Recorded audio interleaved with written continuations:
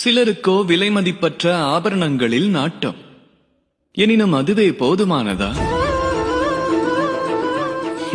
சிந்தனை செய்யுங்கள்.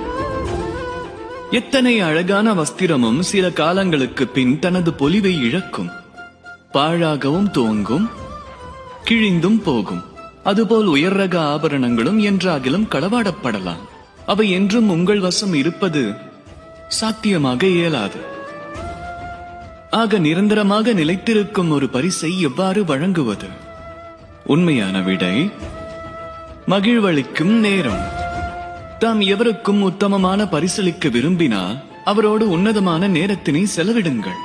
ஏனெனில் நேரமானது கடந்து செல்லக்கூடியதெனினும் என்றும் அது பாழடையாது.